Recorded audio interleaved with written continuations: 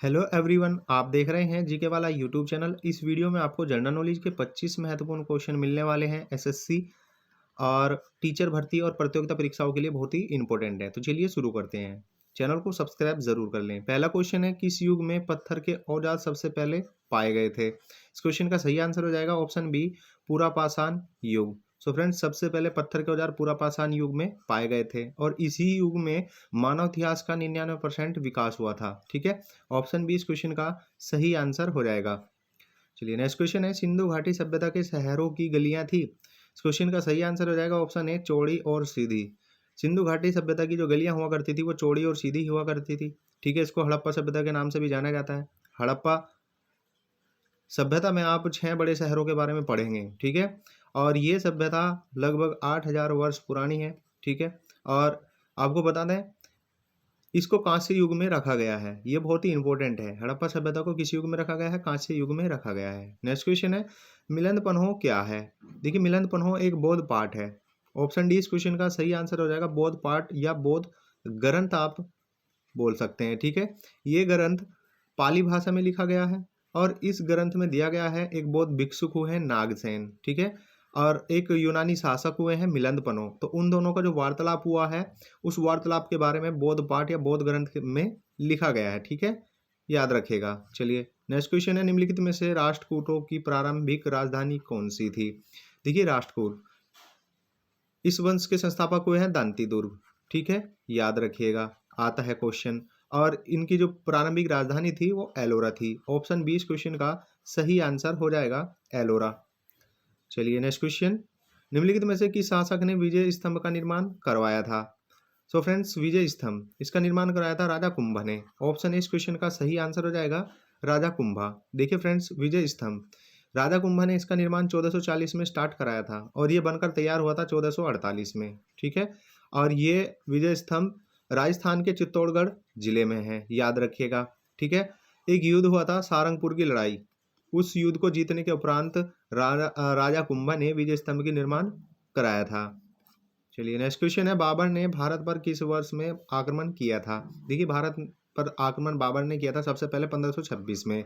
ठीक है, जिसको आप पानीपत के प्रथम लड़ाई के नाम से जानते हैं, याद रखिएगा। ठीक है, और ये युद्ध लड़ा गया था इब्राहिम लोदी और बाबर के बीच में, जिसमें इब्राहिम लोदी मारा गया था। नेक्स्ट क्वेश्चन है, खानवा के युद्ध में बाबर द्वारा पराजित किए जाने वाला कौन सा राजपूत राजा था? देखिए, खानवा का युद्ध ये हुआ था 1527 में। ठीक है, 1527 में खानवा का युद्ध हुआ था और ये युद्ध हुआ था राणा सांगा और बाबर के बीच में। इस युद्ध में बाबर की विजय हुई थी। ठीक है,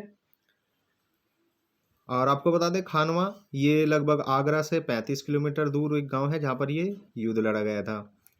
नेक्स्ट क्वेश्चन है, निम्नलिखित में से किस क्रांतिकारी को अंग्रेजों ने फांसी की सजा दी थी? इस क्वेश्चन का सही आंसर हो जाएगा ऑप्शन सी, राजगुरु। सुखदेव, राजगुरु और भगत सिंह को 23 मार्च 1931 को फांसी दी गई थी लाहौर में। ठीक है, तो ऑप्शन सी इस क्वेश्चन का सही आंसर हो जाएगा, राजगुरु। नेक्स्ट क्वेश्चन है, निम्नलिखित में से कौन सा उपन्यास भारत के स्वतंत्र सेनानियों के लिए प्रेरणा का स्रोत बना? इस क्वेश्चन का सही आंसर हो जाएगा ऑप्शन बी, आनंद मठ। आनंद मठ की रचना की है बंकिम चंद्र चट्टोपाध्याय ने। ठीक है, याद रखिएगा, बंकिम चंद्र चट्टोपाध्याय ने आनंद मठ की रचना की है। ये बहुत ही इंपॉर्टेंट है। नेक्स्ट क्वेश्चन है, निम्नलिखित में से अभिनव भारत नामक संस्था की स्थापना किसने की थी? अभिनव भारत नामक संस्था की स्थापना 1904 में की गई थी और ये की गई थी विनायक दामोदर सावरकर के द्वारा। ऑप्शन सी इस क्वेश्चन का सही आंसर हो जाएगा। नेक्स्ट क्वेश्चन है, निम्नलिखित में से गदर आंदोलन में महत्वपूर्ण भूमिका निभाई थी? इस क्वेश्चन का सही आंसर हो जाएगा ऑप्शन बी, लाला हरदयाल। ठीक है, गदर आंदोलन में महत्वपूर्ण भूमिका निभाई थी लाला हरदयाल ने और गदर पार्टी की स्थापना भी इन्होंने ही की थी 1913 में। ठीक है, याद रखिएगा। चलिए नेक्स्ट क्वेश्चन है, भारत में सिपाही विद्रोह की शुरुआत कहाँ से हुई थी? देखिए फ्रेंड्स, जो 1857 की क्रांति हुई थी उसी को सिपाही विद्रोह बोलते हैं और ये मेरठ से शुरू हुई थी। ऑप्शन डी इस क्वेश्चन का सही आंसर हो जाएगा, मेरठ। और आपको बता दूं ये 10 मई 1857 से स्टार्ट हुई थी और 1 नवंबर 1858 तक चली थी। ठीक है, याद रखिएगा, 1858 तक। ऑप्शन डी सही आंसर हो जाएगा। नेक्स्ट क्वेश्चन है, निम्नलिखित में से कौन भारत का पहला वायसराय था? इस क्वेश्चन का सही आंसर हो जाएगा ऑप्शन डी लॉर्ड कैनिंग। तो भारत का पहला वायसराय लॉर्ड कैनिंग था। ऑप्शन डी सही आंसर हो जाएगा। चलिए नेक्स्ट क्वेश्चन देखते हैं। नेक्स्ट क्वेश्चन है हड़प्पा नीति किसने लागू की थी? देखिए फ्रेंड्स, हड़प्पा नीति इसको व्यापगत का सिद्धांत भी कहते हैं और ये लागू की थी लॉर्ड डलहौजी के द्वारा। ऑप्शन सी इस क्वेश्चन का सही आंसर हो जाएगा। द डेक्टाइन ऑफ लैप्स भी इसको बोलते हैं। नेक्स्ट क्वेश्चन है भारतीय राष्ट्रीय कांग्रेस के प्रथम मुस्लिम अध्यक्ष कौन थे? भारतीय राष्ट्रीय कांग्रेस की स्थापना 1885 में ए.ओ. हुम के द्वारा की गई थी और इसके पहले मुस्लिम अध्यक्ष थे श्री बदरुद्दीन तैयब जी। ऑप्शन बी इस क्वेश्चन का सही आंसर हो जाएगा, बदरुद्दीन तैयब जी। चलिए नेक्स्ट क्वेश्चन, महात्मा गांधी द्वारा सत्याग्रह की स्थापना कब की गई थी? इस क्वेश्चन का आंसर हो जाएगा ऑप्शन बी 1919 में।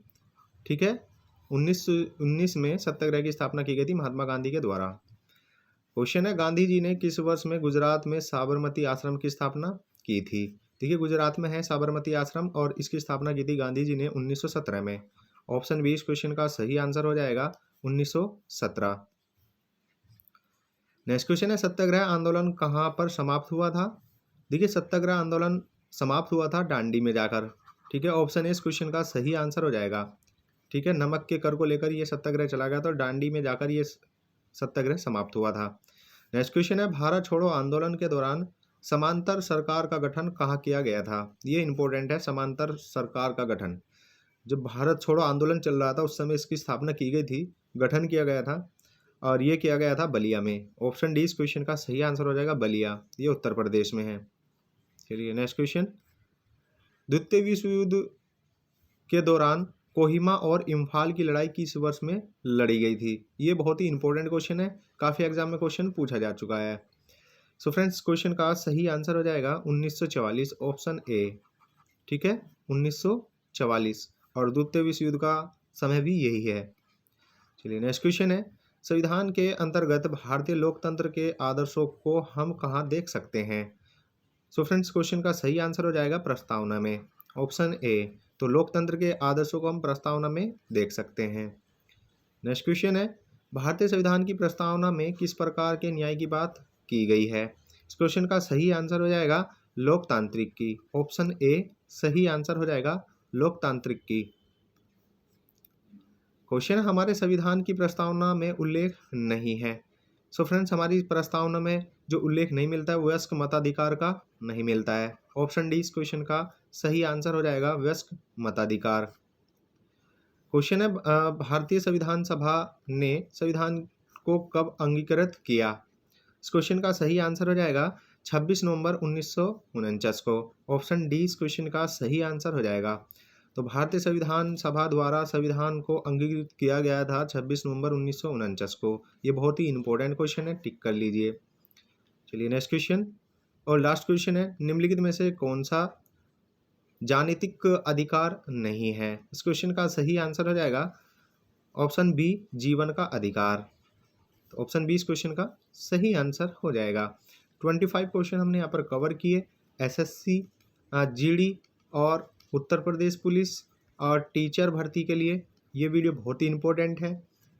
वीडियो अच्छी लगी हो, क्वेश्चन अच्छे लगे हो तो चैनल को सब्सक्राइब आप ज़रूर कर लें। मिलते हैं नेक्स्ट वीडियो में, आज के लिए इतना ही। जय हिंद।